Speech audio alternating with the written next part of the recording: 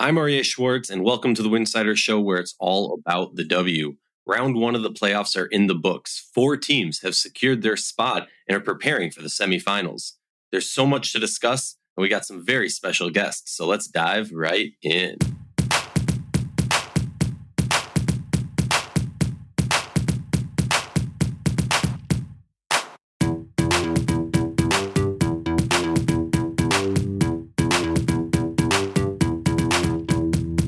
If you like our show, please consider joining our Patreon community, patreon.com/Winsidr. That's patreon.com/Winsidr.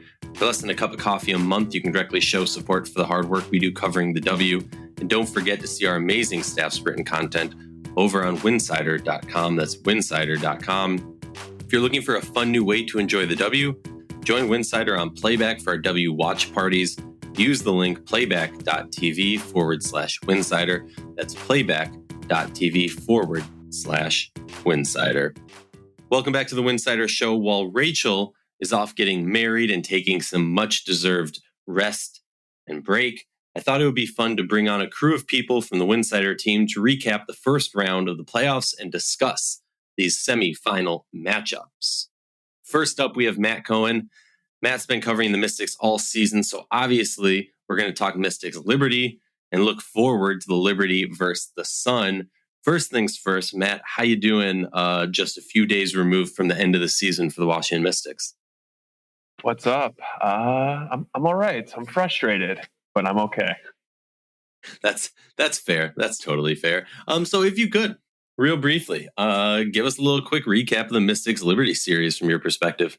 Yeah, the Mystics showed what they have shown all season, which is inconsistency. Game 1, they had a phenomenal first quarter. I think it was 29 points. The offense looked like a modern offense. There was movement. There was both off-ball and on-ball movement. The ball was moving around. Players were scoring. It looked great. And when the Liberty made their adjustments, the Mystics did not. And the offense stalled out. It was kind of back to what we're used to. And the Liberty just kept incrementally building their lead. And the Liberty beat them pretty good by the end of game 1. Game 2 was a wild back and forth affair. The Mystics gave themselves, I guess, as you can say, as good of a chance as they could have. The Liberty didn't shoot well from 3. Their offense would look a little bit stop and start at times, but when they started to lean more on JJ as the game went on, the Mystics found it difficult to respond and score. And by the end of it in OT, the Mystics were down once again. Yeah, I mean, like when the Mystics, let's put it as Mystics pooped the bed. I'm not going to use the foul language, but yeah, no, Mystics pooped the bed, and I say that because, first of all, obviously, look, if you win the second half of the game, very clearly they did, right? By 8, 9, 10, 11 points, 12 points, scored 21 in the third versus 13 and 20 versus 17 in the fourth.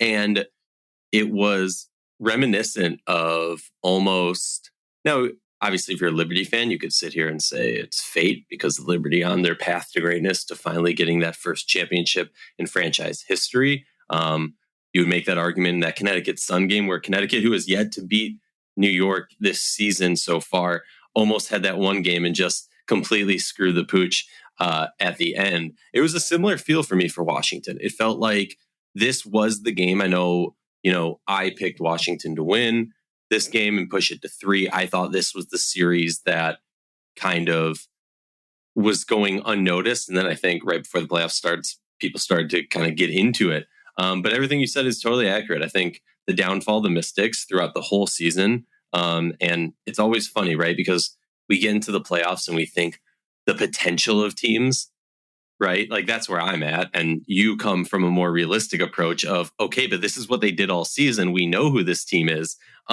So I think, but that's the beauty of the playoffs, because sometimes you have those teams, it all clicks, it all hits right, and they're able to kind of put the pedal to the metal. Whereas the Mystics, to quote the late great Denny Green, they are who we thought they were. They definitely proved that. So before we talk about New York in the semifinal round, I'm curious for you, like, what's the biggest what if about this season for the Mystics? I think a lot of people are going to look to what if they were fully healthy. And I think there's an argument to be made that that might have been their biggest area of what if for them, because I mean, it's been talked about so many times. Elena's been out, Shakira's been out, Ariel's been. I mean, they've all sort of taken that rotation around, except for Brittany Sykes, of key contributing players who have been out. And so, what if they were all healthy together and gelled and ready to roll? I think the series looks much different, and I think the season's going to look much different. But I'm going to focus more on Eric, Thibault, and the offensive execution. What if there was a more modern-looking offense for the Mystics? What if you have an offense of players who can move, an offense of players who are passing the ball and are making plays off ball on help side and whatever the case is to allow for the offense to get going. Players who can look and see the second and third read. That to me is where I'm looking at the what if. What if this offense could have maximized itself in a more modern style like we see New York doing and Vegas doing to maximize what they can do and then take some pressure off of themselves defensively. So to me, it's less health and more what if the offense looked like a more modern offense. Yeah, and I think that's the interesting aspect because first of all, I agree with you on this because I think we saw enough depth and vet presence on this team that it wasn't like I'm fine if Delhi misses part of the season because you have Maisha and Hawkins and like yes, they're not Delhi, but at least they're serviceable fillers for a short period of time. And then you look at the depth throughout this whole team with, Shatori, well, obviously Tolliver was injured, whatever, and probably was more of a coach than anything else. But you just look at this team and you think to yourself, on the other side, when you talk about that like modern style of basketball, it's almost the question I'm left with is less of a what if, more of a who's to blame. Like, am I here blaming the roster, the players, or am I blaming the coaching staff? And the reason I'm asking that is not someone has to be responsible and fired on this offense, blah, blah. No, what I'm asking is in the sense of you have vets, you have champions. This was a Frankenstein version of the 2019 champions to some degree, and they haven't won a playoff game since, noted. But like for me, I'm sitting there, I'm going, these players know how to win. These players, like, they're very aware of what they're doing wrong. I think that's the most frustrating part is we've seen what happens when they actually play that modern style of basketball. They can have that success. And we just didn't see it happening this season. What's the biggest question for you this offseason moving forward for the Mystics? Well, I think it comes down to that is the Mystics have to look internally and decide. It may not come down to who is to blame and therefore fired, but who is to blame and how do we fix it? Mm-hmm. Because if you just bring in another scorer, which I think they still need another scorer on this team, someone who is more of an isolation scorer, who can go and get their own shot, can create their own shot and create their own offense. But if you bring someone into the fold and it's Eric's system, that's the broken piece here, it's not going to matter. Then everything's just going to get sucked into that black hole. So the Mystics have to really look internally and decide, is this really Eric's play calling, rotations, whatever it might be? Or is Eric actually calling things that are supposed to work, but the players are not seeing it, rejecting it, whatever the case is, and then maybe it's time, then you have to actually then change your personnel. Mm-hmm. And so I think to me, that's the biggest question mark for the Mystics is who is to blame, and then you need to go and fix it, whether it's adding different player personnel or getting someone else to make the play calls instead of Eric. All right, let's move on to the teams that are still playing. New York Liberty have moved on to the semifinals after Connecticut Sun also punched their ticket last night against Minnesota in Minnesota. Should be noted, the only series to go to 3 games. And it was fun, even though it was a blowout. So let's talk about it. Like for you, when you look at these two teams matching up from a New York perspective, what are going to be the key things that you are going to be focused in on when you're watching this series? What are going to be signs of concern and what are going to be signs of success? So for the same reason that I said the Mystics lost this series to New York, which is with the inconsistency that they showed, that's also where I'm looking for it on the Liberty side. I need to see more consistency. The Liberty let the Mystics hang around a lot of times in these two games, more than they probably should have, especially with Shakira Austin out. And sort of finding JJ later in game two was really kind of that spark that they needed. But they also shot, I think it was their worst percentage from three all season. You can't do that against Connecticut. New York finished first in the league in three-point shooting in the regular season, but Connecticut finished first defensively in three-point shooting against. And so I think, to me, that's one of the key areas that I'm looking for. Is Sandy running on offense that allows Sloot and Stewie et al. To be able to move the ball around, to get good looks for Stewie, to get good looks for Sabrina, to get their outside shooting going. And if they're clicking on offense, they're clicking because their three-point shooting is clicking. And that's a big area I'm looking for. They also need to limit turnovers. I think sometimes they can get a little sloppy and get a little bit carried away in what they're trying to do, and they need to simplify. And so cutting the turnovers and really working the ball around to get those high-quality looks from three is going to be key. They got a bunch of those against the Mystics, but they weren't knocking them down. Against Connecticut, you don't have room to not hit those. You need to show up and hit your three. So for me, those are the two areas I'm really looking for for the Liberty to succeed. Yeah, I mean, I think also maybe I'm coming from an overly simplistic point of view. I mean, I think for me, it's two things, and it's been, the two things all season: paint presence and 3-point shooting.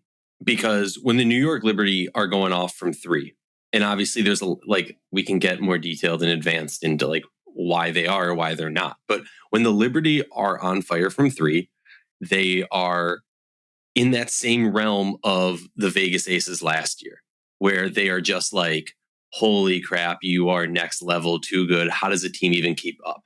And now Connecticut, I think, has struggled from three in the sense of they've added pieces to expand their shooting potential compared to years past during the Kurt Miller era. Can those players play consistently and score consistently? We saw Connecticut just light it up from three in game one against Minnesota. In game two, they disappeared from three. And then in game three, Ty Harris really stepped up. And yes, Dwana Bonner helped out, but Ty Harris was the key element. So for me, it's the Liberty on defense finding ways to not allow, a Connecticut Sun team to score efficiently from the 3-point line, because that's going to be the way that New York kind of distance themselves. And then also knowing Alyssa Thomas is unstoppable going downhill, but you have an elite rim protector, you have an elite paint presence when she wants to play in the paint in Jonquel Jones.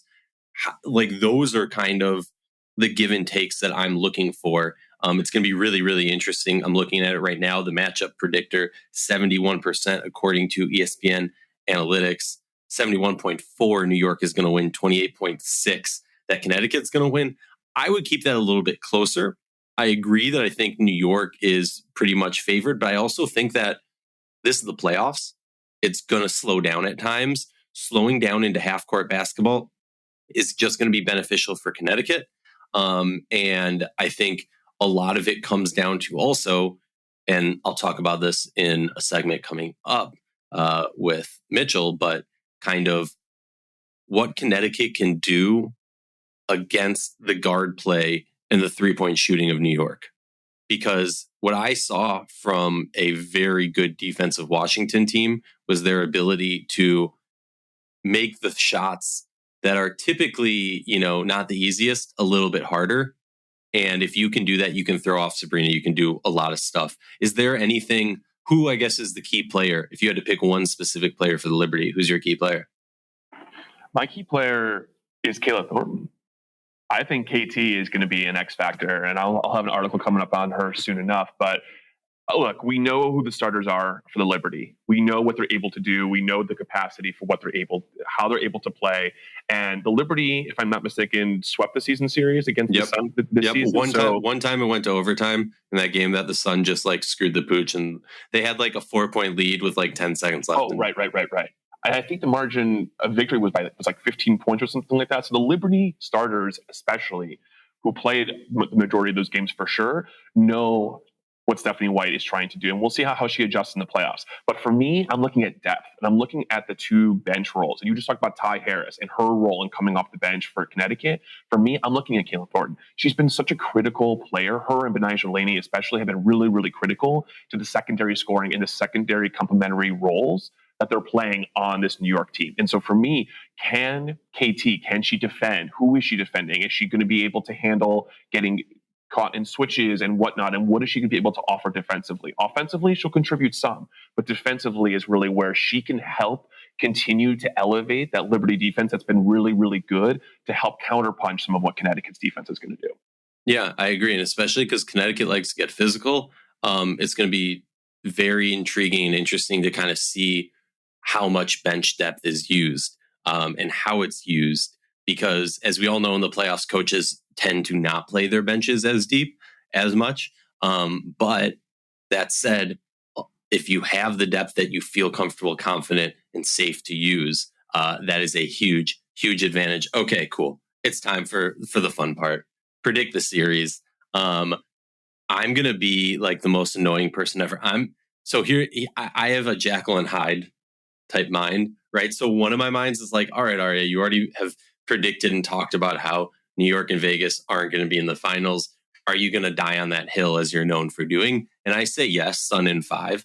But the more logical, not Stephen A. Arya of me says Liberty in 4. I'm curious your take. I was going to go Liberty in 4, but now that you said it, I'm going to say Liberty in 5. I'm going to say that Connecticut gets the extra game and it has to go back to Brooklyn, and New York's going to have to win a close one at home with Connecticut having some momentum. And so I'll say Liberty in 5. Love it. I appreciate you as always. Excited for your KT article. Excited to see you on playback. And we'll be chatting some more soon. Thank you. That sounds good. Thanks. For our next segment, I'm very excited to welcome Ace to the show. Ace has been on the Wings beat for the playoffs. In other words, she's had to deal with my never-ending Wings talk for I don't know how long. But let's dive right in and talk Wings versus Dream. Ace, how's it going? It's going well. How are you doing? I'm good. People can't see this, but I need to know, is that wallpaper or real stone behind you? No, this is like totally wallpaper. No, definitely like illegal per my lease wallpaper. Okay, we'll delete this part from the episode. No, I'm joking. So talk to me real quick. Recap for me. The 2-game sweep, the Wings dealt the Atlanta Dream.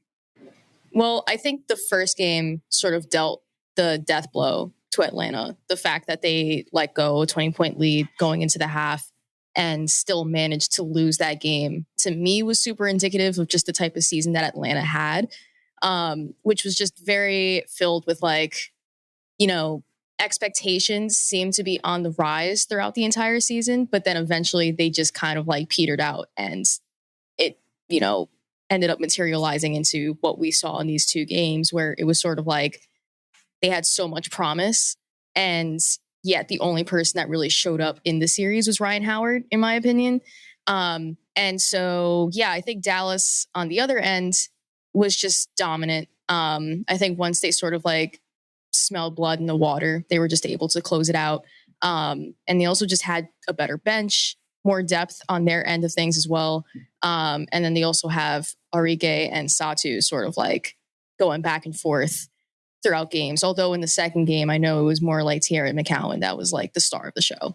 But I think it was just Atlanta more so just not living up to like what they could be and like their full potential. But I don't think that's anything to like shake our heads at. Like they did have a pretty solid season, but there are a lot of questions still lingering with them. Yeah, I mean, they made the playoffs. They took that first step forward, and very easily, you could talk about what happened last season, where a similar season of high expectations, or maybe not even high expectations, but kind of that petering out that you talked about, of playing much better early in the season, midway through the season, then just kind of dropping out. For me, part of me is like, it's not the worst thing in the world for Atlanta in a long-term perspective. But I think for at least in my perspective going into this series, if Atlanta was to win it, it was going to come down to could they find a way to really push the tempo and make the fact that they are so undersized in the paint not a factor. And I love the way you put it. When Dallas smelled blood, they attacked, and that's truly what it was. Because, like, honestly, thinking back, it almost felt like that game one was a overtime game. I know it wasn't, and it ended up like final score wasn't as close as it kind of seemed. But yeah, like it felt like, how do you come back after that? But I'm curious for you, just to talk on Atlanta for a little bit before we talk about the Wings moving on and fulfilling the destiny of 10 to 10K or 10 to 1K. What's the biggest what if for Atlanta of these playoffs? I'm curious because I have something on my mind, but I'm curious for you. I think just simply, what if they would have played Haley Jones more often? That seems to be everybody's what if, just because like the numbers showed like the lineup was like super efficient on offense when she was in there. So I guess the what if for me would definitely be like, what if we had seen her more often in there with them? But like, in my opinion, I don't think it would have mattered too much, just because, as you already touched on, like Dallas's bigs are so dominant. I don't think that her inclusion in the offense would have been enough to offset how good they are at really muddying anything that any offense is throwing at them.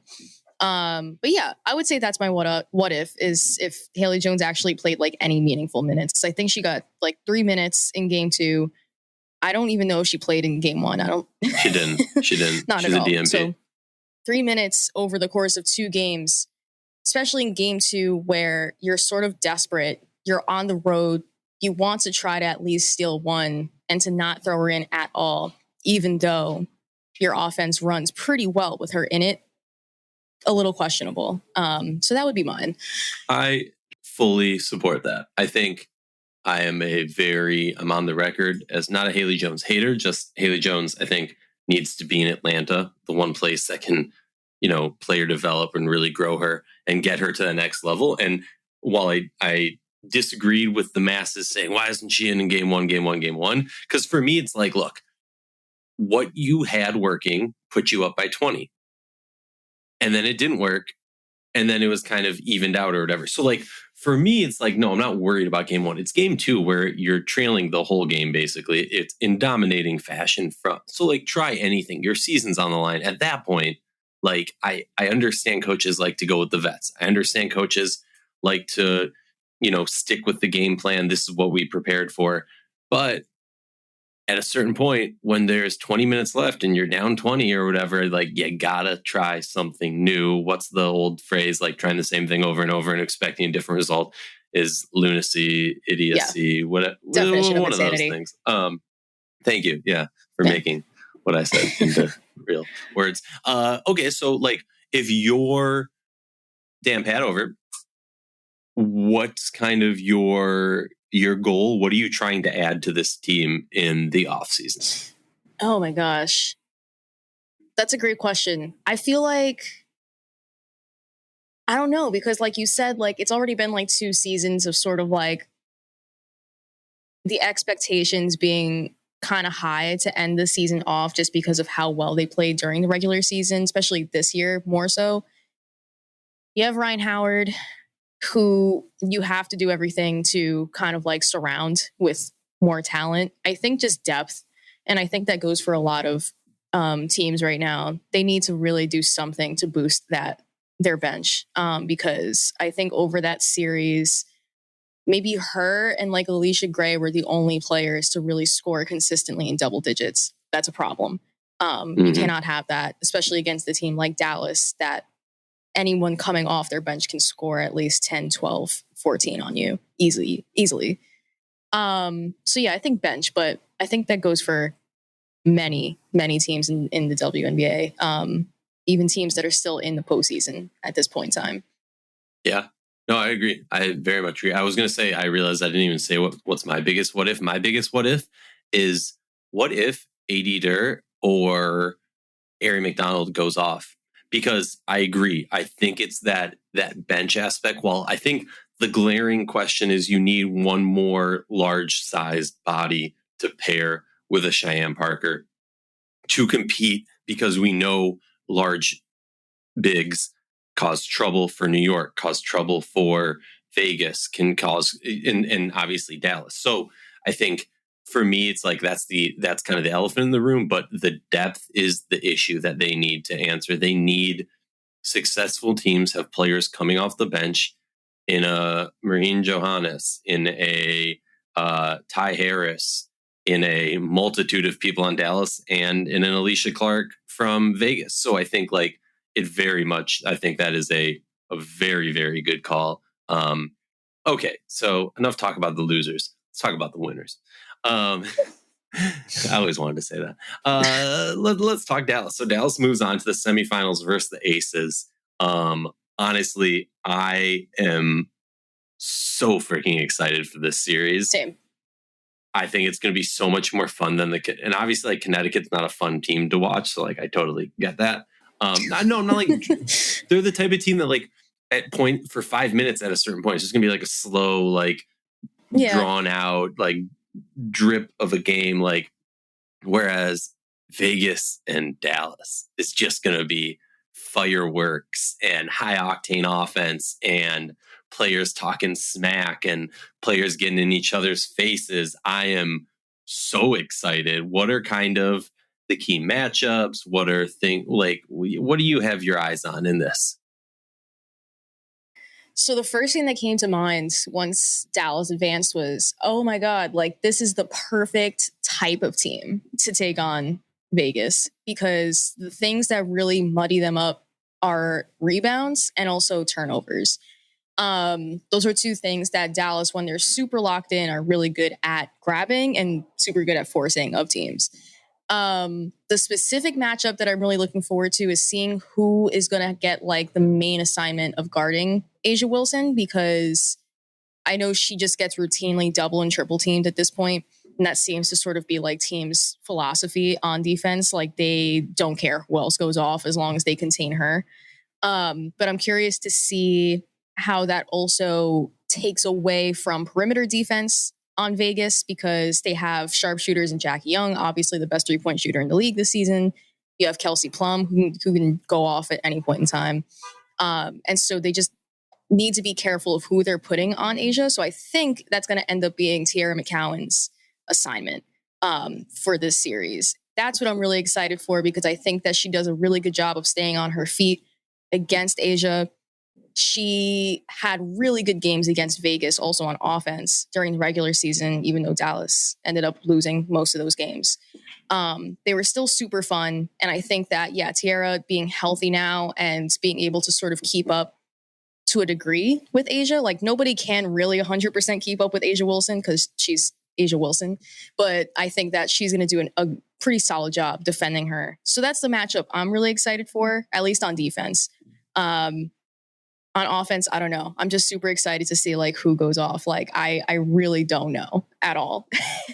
But it's so fun. I just want to point out the matchup predictor on ESPN, according to ESPN Analytics, 84.3% Vegas, 15.7% Dallas Wings. I would disagree with that a little bit, but whatever. That's like a little lopsided. I think the interesting aspect is, not only do you have McCowan, but Asia is freak top tier athletic.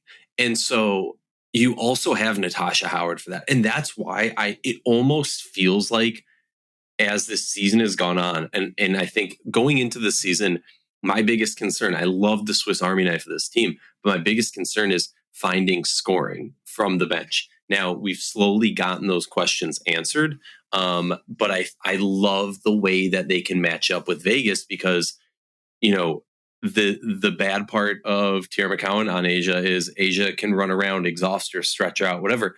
And that's where you switch on to Natasha Howard, who almost feels like she should be, glue and whatever the phrase is, rubber and glue, and your rubber, I'm glue, whatever. Like, she's just going to, like, there's just like elements of this team that is just so perfect for this matchup that I'm so excited for it. And I think I completely agree. I mean, there was periods of time during that Atlanta Dream Dallas Wings series where it just felt like every other play Dallas was getting a steal and moving in transition, and even their bigs moving in transition well.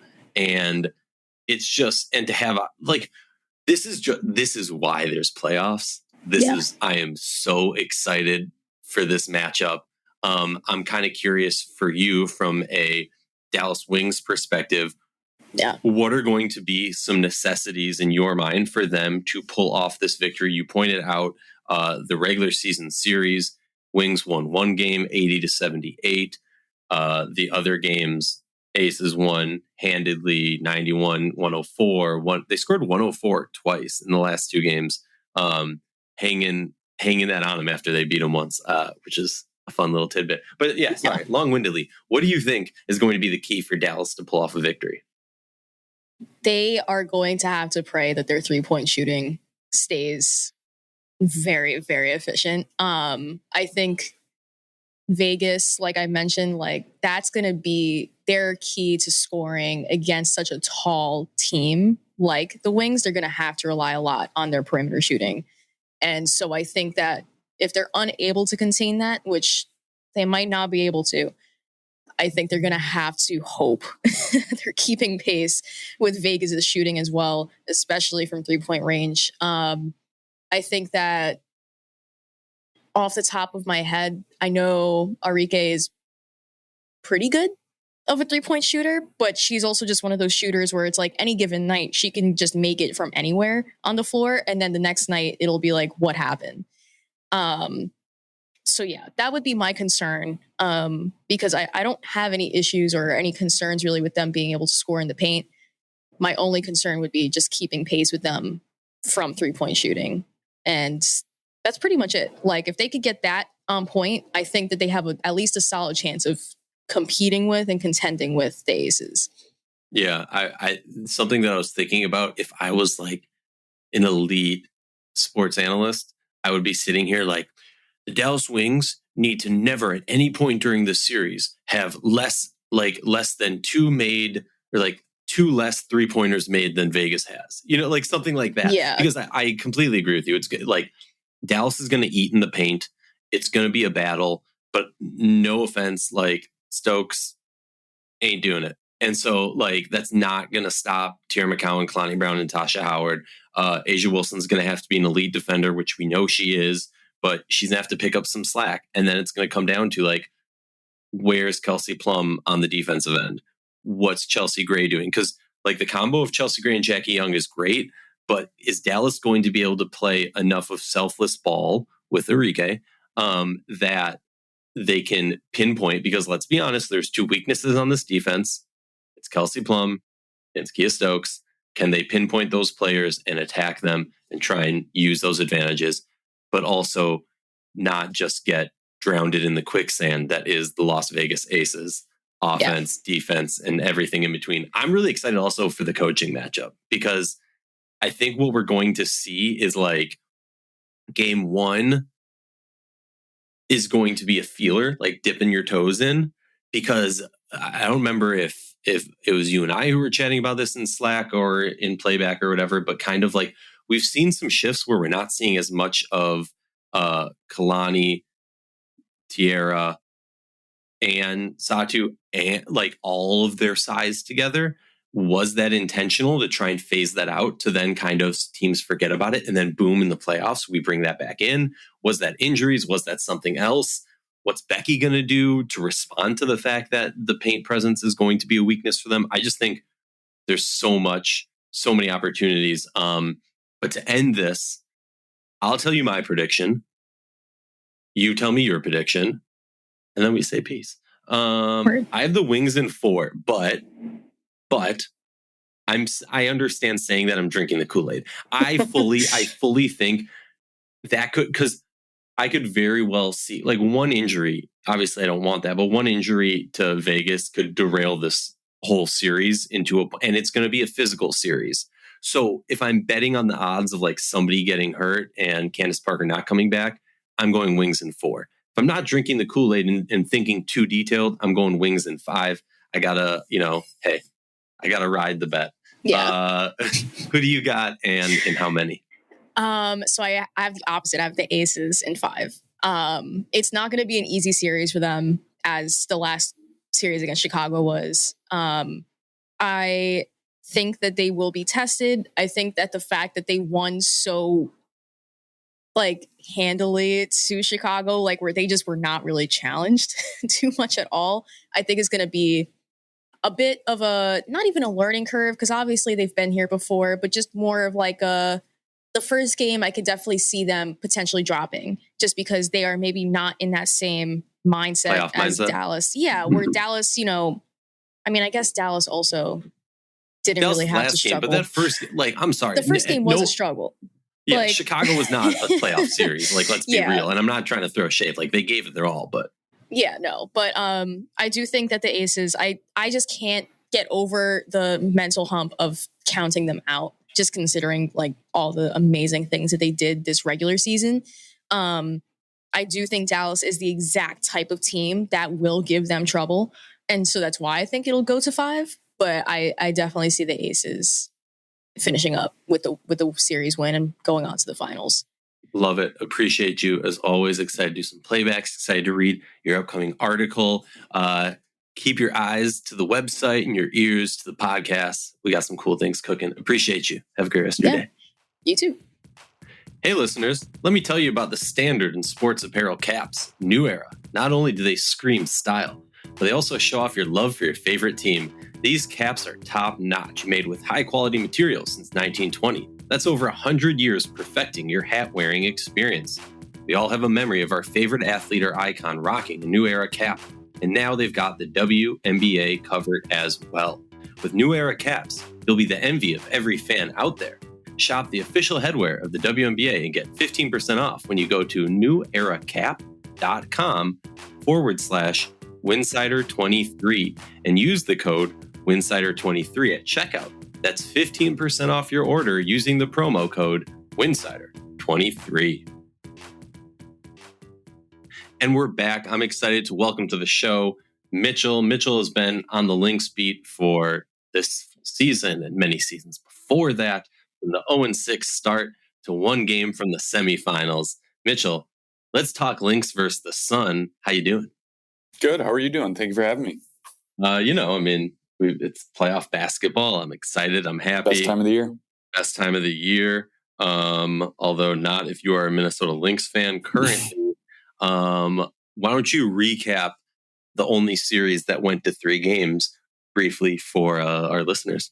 Yeah, as you mentioned, the only series to go 3 games to not end in a sweep. It was kind of a back and forth series. Game 1, it was a blowout. Connecticut did just about everything against Minnesota. Minnesota did not look good in Game 1. In Game 2, they had an impressive comeback and they bounced back. They kind of did an exact flip of everything that took place in Game 1, and they came away with a 7-point win in Game 2.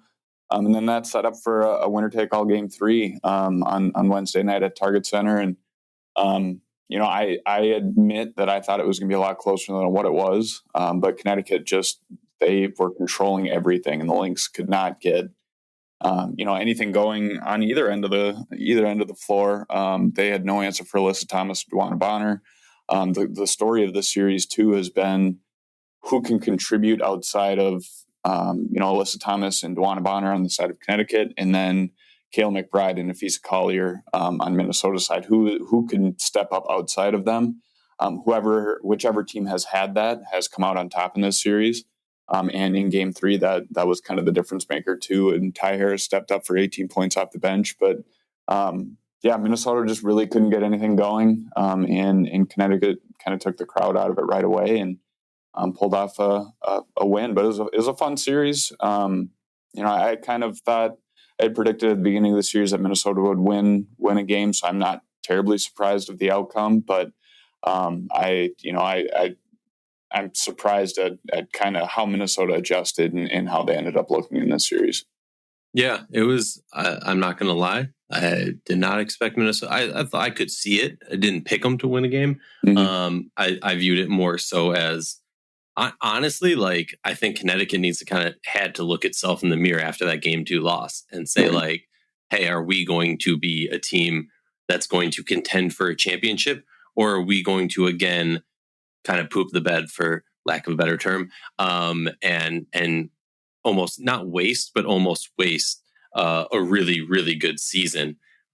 So for me, that's kind of the perspective that I had on it. But you got to give props to Minnesota for pulling off that victory in game 2.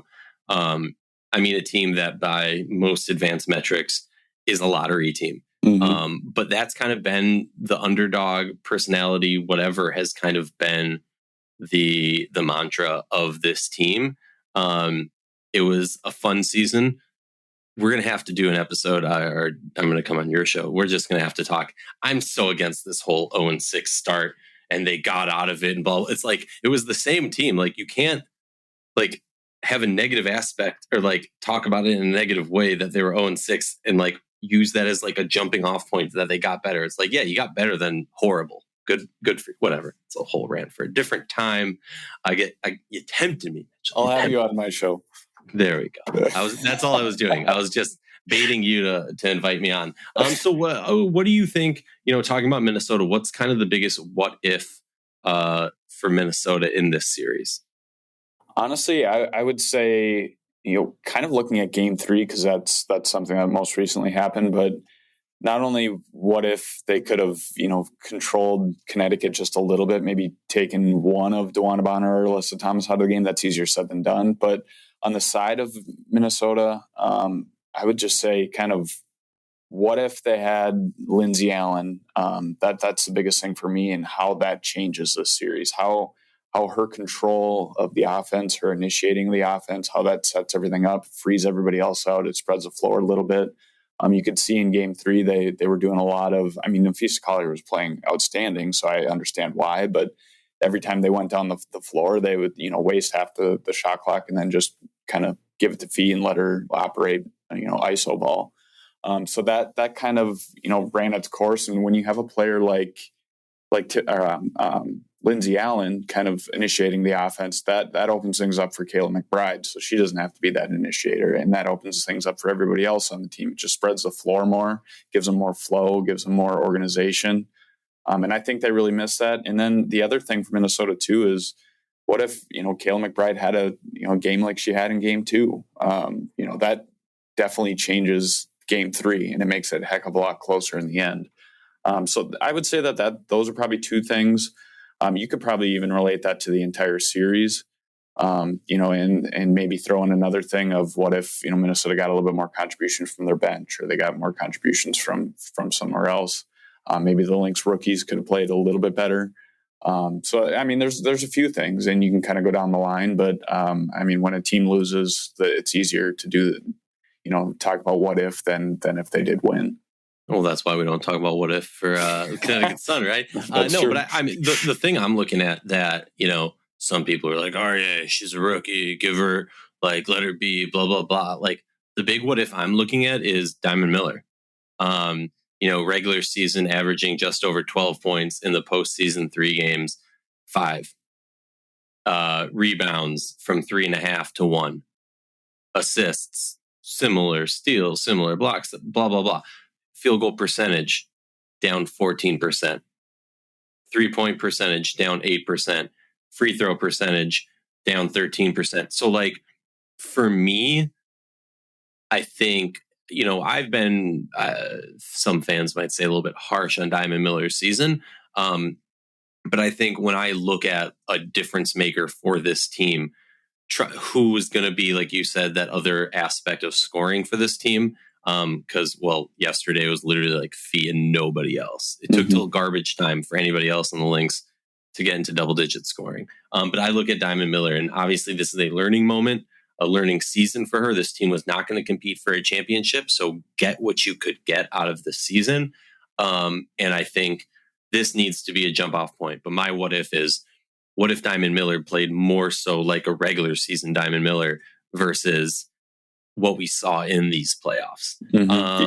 She did. She was kind of, she was very out of control. We've seen that throughout the year, but she was out of control. She just looked a little overwhelmed in the playoffs. And I, Cheryl Reeve even said this after, I believe it was after the game 3 loss, that, when kind of reflecting on the season and the rookies, she was asked that question.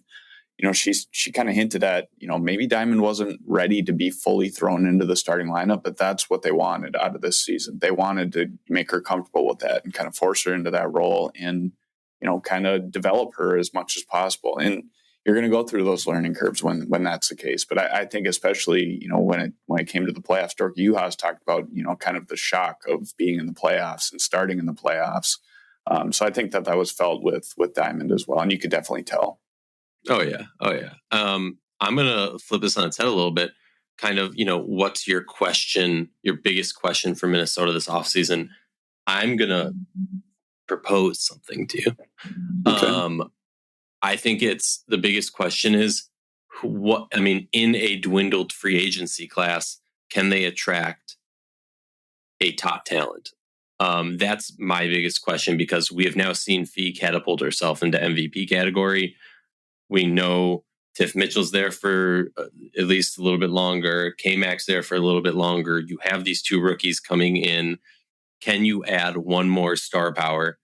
That's my biggest question this offseason. What's yours? I would say that's probably the biggest question. I would, pair that with what are they going to do at point guard, because they have to do something. I think to answer your question, I do think that they could attract, a big name, or bigger name star that's out there, just for almost the fact of, I don't want to put it solely on, what we saw in the playoffs, but I think that, that opened up some eyes in the playoffs when the Lynx did beat Connecticut, around the league, of people saying, okay, maybe this team is, they do have something going there. And, you do get, a point guard, a talented point guard. Let's say just because a lot of people have been talking about it. Speculate. Let's say like Natasha Cloud. I'm not reporting that there's any, mutual interest or anything, but let's just say that she ends up on this Lynx roster. That takes them to another step. And, they obviously need to get healthy. They need to focus a little bit on the paint, or in the post too. But, they're a player or two away from being a very talented team and a contending team. So I would say that that's the biggest question for me is what are they going to do in free agency, but what also are they going to do in free agency or in the draft or whatever it may be with the point guard position? I'm going to agree with that one. Okay, so Connecticut moves on to the semifinals versus the Liberty. Connecticut has yet to beat the Liberty this season. They've beaten every other team in the league. I'm curious for you, what matchups do you have your eyes on for this? What are kind of the key players that you're going to be judging how the teams are doing based on those players? I'm really intrigued to see how John Cole Jones and Alyssa Thomas kind of battle each other. I think that, just seeing what Alyssa Thomas was able to do against the Lynx, everything runs through her in that offense. They run an inside out offense, kind of like what, Minnesota did when Sylvia Fowles was there. So that's why she's able to distribute. That's why they have success from deep, is she's able to either drive into the paint or drive and kick it out and open things up for everybody else. I mean, I'm interested to see how JJ is able to potentially stop that, halt that to some extent. And then, I'm really, people are going to talk about, Brianna Stewart and DeWanna Bonner and what they're able to do on both sides. But I'm really intrigued to see how the guard positions perform for each team, because that was the difference in the series with Connecticut and Minnesota. Whichever guard unit stepped up won the game. And obviously New York has a little bit more talent in that area. And, Connecticut's going to have to really, Natisha Heidemann and, even Ty Harris coming off the bench, Tiffany Hayes, they're all going to have to really step up to, kind of counter what Sabrina Ionescu and, Sloot are doing on the side of New York. So I'm really intrigued with those two battles. And I mean, Steph White said after the series win in the first round that, New York's very balanced. They're very talented. They're so spread out that, it's going to take whole team effort to stop them. And that's not, as you mentioned, that's not something they were able to do during the season. Well, that's, for me, I agree with the things you're saying, because I think they're all good points. For me, I'm looking at, okay, this Connecticut Sun team is an elite defensive team, right? We can trust that they're going to do a fairly good job. New York, high scoring offensive team. Yes, they scored in the 80s 3 times in the 4 games they played, in the 90s once, but it took them to get to overtime to get into the 90s. For me, it's very much so, can the scoring of Connecticut keep up? And I think when I look at Connecticut and the changes they made this offseason, a lot of bringing in Becca Allen, Ty Harris, some of these other players, like this team was adjusted, Tip Hayes, to be able to score in more of a variety of ways than just feeding Alyssa Thomas or hoping, Natisha Heidemann can go off from 3. So I like the fact that they have more depth. My question is purely, are they going to be able to produce enough offense, right? Are they going to be able to attack, the guard play defensively from New York, which is not the most stellar? And if they can, this is going to be a long matchup for New York because Connecticut's going to get physical. Connecticut is going to attack the paint. I'm very, very intrigued to see JJ holding down the paint against Alyssa Thomas, because you can't stop Alyssa Thomas once she gets going downhill. Mm-hmm. But what you can do is, if you have go-go gadget arms like JJ, you can keep your body away so you're not fouling, but get a hand in there to disrupt a shot. Mm-hmm. Or disrupt the passing lane too. Disrupt the passing lane too. That's going to be so big, so important. And also JJ's ability to stay with smaller, more mobile players is going to play such a big role in this one. Mm-hmm. I think very much so that the 2 stats I'm going to be looking at is going to be 3-point percentage and points in the paint. Mm-hmm. Yeah. I do agree with like the 3-point percentage, because, looking back at the first round for Connecticut, the reason that, and I think that the series with New York is going to be very similar to the one in Minnesota, where we're either going to see really close games or we're going to see blowouts. Mm-hmm. And the reason I say that is because, and it could be, either way blowout. The reason I say that is because when Connecticut is not connecting from deep, they're I think a very average team. I mean, they're a good team, yeah, but they're not as good as they are when they are hitting from deep. Just because that opens up the paint, that opens up so much for that offense, and they're just so hard to stop. But when Minnesota, even in Game 3 at some points, when Minnesota held Connecticut, in check from deep, it was a close game. They kept it within reaching distance, and it ended up being a good game. And in Connecticut, like I said, they kind of go back down a notch. So I am very intrigued with that stat as well, and just seeing what Connecticut is able to do, especially because you talked about it with keeping up scoring with New York. That's a heck of a way to do it, is to be able to kind of attack the floor from anywhere. So I'm definitely looking at that for sure. All right, here's the fun part. Now, being the nice host that I am, I'll go first. I've already made this decision because we already, in an earlier segment of this episode, I spoke with Matt. I think, and this is me being, hey, I said, I'll repeat what I said before because you didn't get to hear it, but I fully believe in my original take from the beginning of the season that Vegas and New York will not be meeting in the finals. So I got the Sun in 5, but if I'm Jekyll hiding it and speaking from my the other side of my brain that thinks the Liberty win, I think the Liberty win in 4. Where's your mind at for this? I'm thinking Liberty in 4, personally, just because I think that Connecticut is just a little too streaky. And I think that'll hurt them in this series, just because New York can be pretty steady, and they've shown that ability as of late. I think Connecticut's lack of depth compared to New York will play a factor. I could easily say New York in 5, New York in 4, but I would lean New York in 4. I do think that they're going to be closer games, a few of them. I do think we are going to see a few blowouts in that series, and by that I mean maybe 20 points or something like that, similar to what Connecticut did to Minnesota. But I'll say Connecticut or New York in 4. Well, when Mitchell talks, y'all better listen. Appreciate you as always. I know you got some cool work in the pipeline. Excited for that, and excited to spend like 3 hours on your podcast just talking Lynx, having some beers, having some Summit, and talking about it, chatting it up. Appreciate you as always. We'll wait. There'll be like a 14-part podcast coming out here sometime soon. 2 hours every week for the next 14 weeks. Let's go. We'll be ready all off season. We'll be good all off season. Have a good one. I appreciate it. For our last segment of this special episode, let's welcome Blake to the show. Blake has been on the Sky beat for these playoffs. It was a quick run for you, but let's talk about the Sky versus the Aces. Blake, how you doing? I'm doing good. Thanks for having me on. I'm glad to know that you did not bail on this podcast, even though we hung out for many hours last night on playback. Quickly recap for me the Sky and the Aces series. Yes, so the Sky were vying for the final playoff spot, as we know.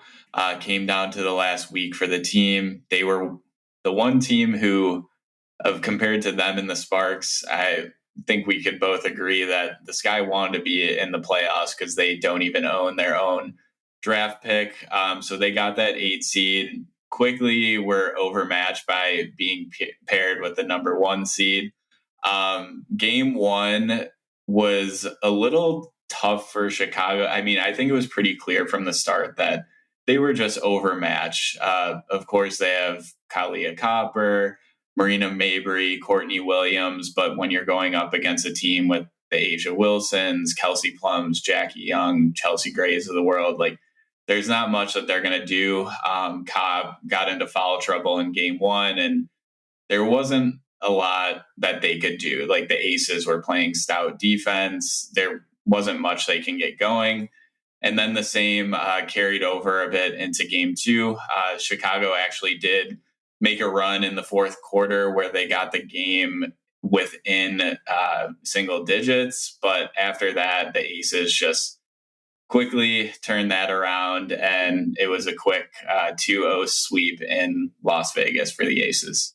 Yeah, I think that was, I talked about, Rachel and I were chatting about this on a past episode, like a week ago or whatever, but basically how like the best case, like Chicago almost wasn't playing for themselves. And that sounds ridiculous to say, but like the best case scenario would be that Chicago would somehow pull off a victory and force a game 3, lose game 3, but that might exhaust Vegas for the future rounds. It was almost like Chicago was the sacrificial lamb for the rest of the league.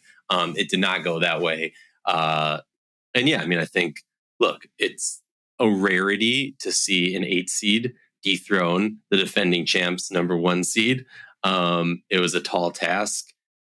It was like, first of all, something I want to throw out there, while everyone loves to throw shade at the James Wade moves and things and blah, blah, blah. Like Izzy Harrison on this team makes this team very different. Robin Parks, or no, it's not Robin Parks. Shoot, I'm blanking on her name. Not Ruthie, right? No, not Ruthie. I'm blanking. Oh, shoot. Player came in last year as a quote unquote rookie. He's a longtime vet. Just completely. Rebecca Gardner. Thank you. That injury also, like this team faced so much adversity, so much change that I think there's a lot to be proud of for this team to win. But I also think that this is a fun, exciting team to watch play basketball. They're just not going to match up well against the Las Vegas Aces. For you, what's the biggest what if for Chicago in this series? Yeah, so one that initially sticks out, I kind of mentioned already, was Ka getting into that quick foul trouble in game 1. I believe she ended with 15 points in game 1. She had a great game, but she wasn't really able to get cooking like we thought she would need to for them to steal a game in Las Vegas. Another one, and this might even be a bigger one to me, is Marina Mabrey went 2 for 9 from 3 in the 2 games of the series. So she wasn't really able to find it from deep. She mentioned in the Chicago exit interviews that one thing she's realized over this season is just how much the physicality of the game has grown. And that's one thing that she wants to work on. in the off season. So maybe it was a thing like she came in and is going up against a Las Vegas defense that is focusing on her and Ka and not giving them easy looks. And she just wasn't really able to get it going. So if those two were able to score a bit more in game one specifically, maybe they could have ended up stealing a game.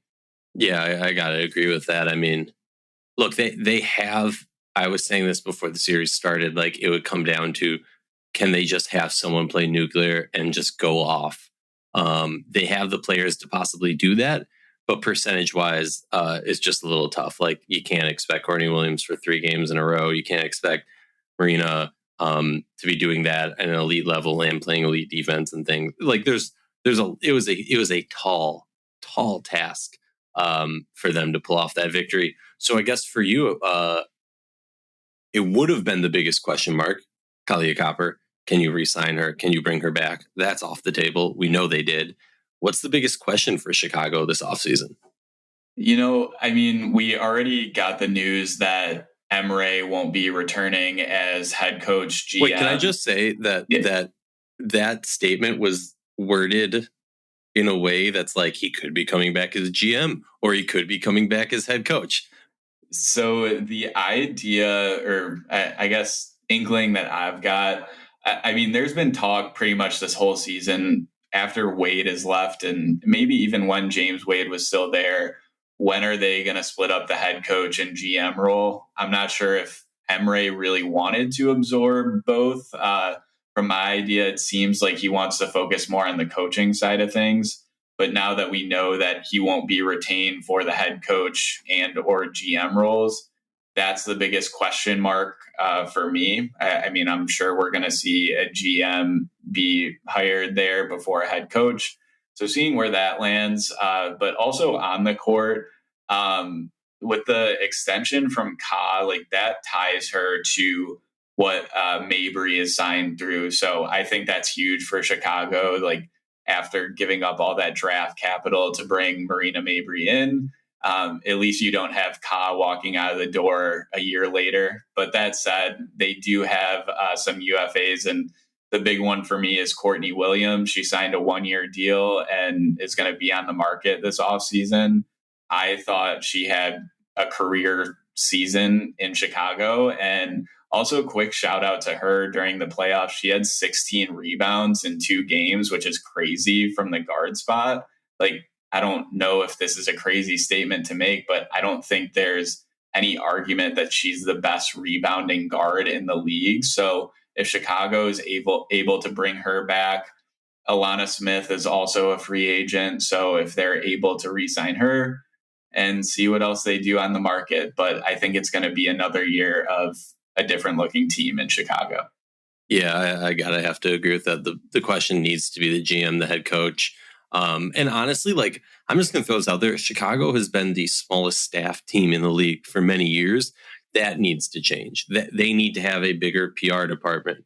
They need to have more on the coaching staff, more surrounding this team, and stop cutting corners to have, one person doing 5 different roles. Like that just doesn't work. I also do think that, like, some of those players, even though they had good years, you're going to have to let them walk, because you can't do the same players back and expect to be a better team. The problem with this team wasn't that they weren't together long enough. It's that the roster had fatal flaws, and you need to address those to make this team better moving on. So hopefully, the GM and the coach see eye to eye on that one. I'm excited to see kind of who they bring into both of those positions. But on to the teams that won. Las Vegas Aces move on to the semifinals to play the Dallas Wings, one of the more highly anticipated playoff matchups, I would say.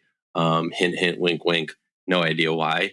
But looking at this matchup from the Las Vegas Aces perspective, now that you have been absorbed by the Aces, kind of what are the things that when you're watching these two teams play in games 1, 2, 3, 4, and possibly 5, what are kind of the things that you're looking at and are thinking to yourself, that's a signal of something good for Vegas?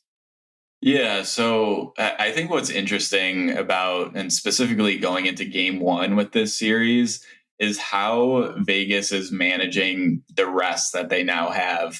There was that period during the regular season where it seemed like no team was playing more games than the Aces and the Liberty, I guess.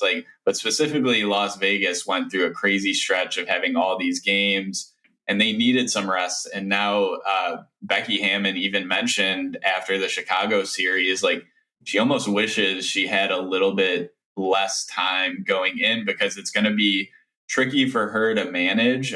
She obviously wants to give her team some time off, but going into preparing for the series, I think having, if it's a full week or however many days off they have, is just a trickier situation to manage. I don't have any doubt that Becky and the rest of the staff will do it well, but I think that's the one thing you can look at with Las Vegas going into this series and kind of wonder about. Yeah, no, definitely. I didn't even think about the over rest and how that could hurt. I've just been thinking about it's going to be hilarious when Candace Parker suits up for game one and everyone's like, what? How can we?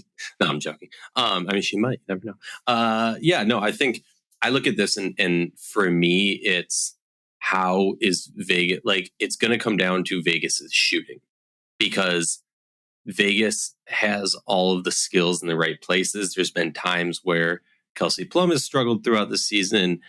Chelsea Gray has been amazing, best shooting three-point shooter in the league so far. Not so far throughout the season, in my opinion, and in many other people's opinion, is Jackie Young. So it's kind of just a really interesting, intriguing matchup. I think this one could go the distance. What for you is going to be, I guess, who's the key player on Vegas for Vegas to pull off a victory and get one step closer to a repeat? I'm going to go a little outside the box with this one. I think the initial, obviously Asia Wilson, I think Jackie Young will be a big key of this series as well. But I'm going to give this one to new sixth player of the year, Alicia Clark.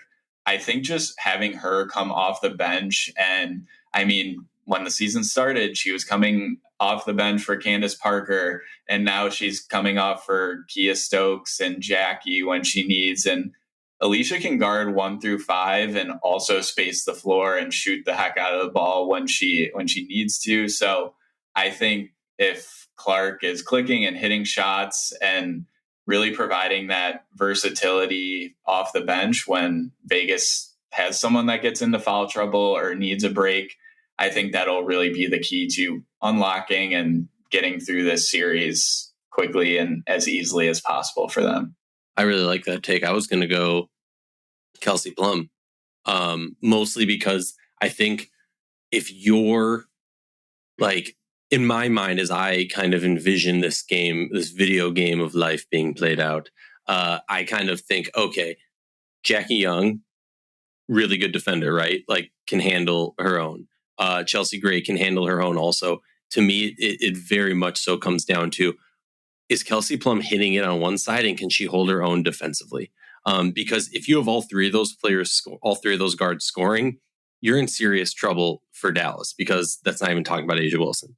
And can their scoring keep up with them? But also, I don't know, it's this tug of war where I keep going and this is what Vegas does, right?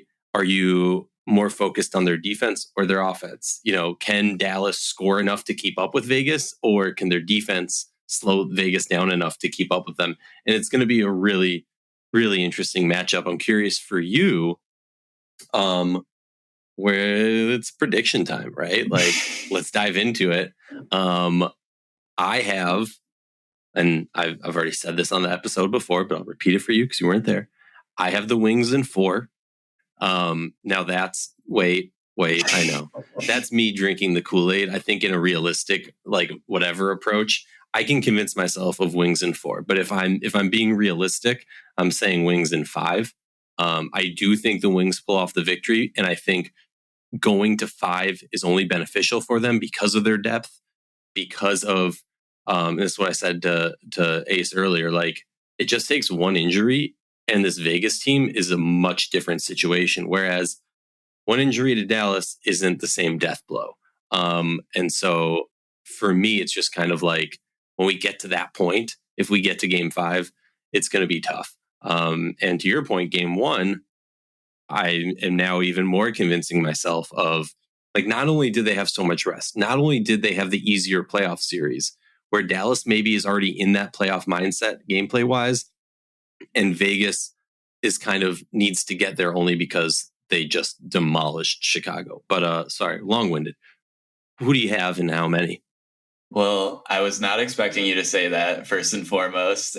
You didn't think I was going Wings? Wow. Well, I will say I have been following your Wings championship future bet, so I'm not totally floored, but I still am a little surprised. But I would say I'm gonna have to go Vegas in 4. I mean, I think they're gonna have a more difficult time than Chicago, but I just don't see any way that this team gets stopped right now.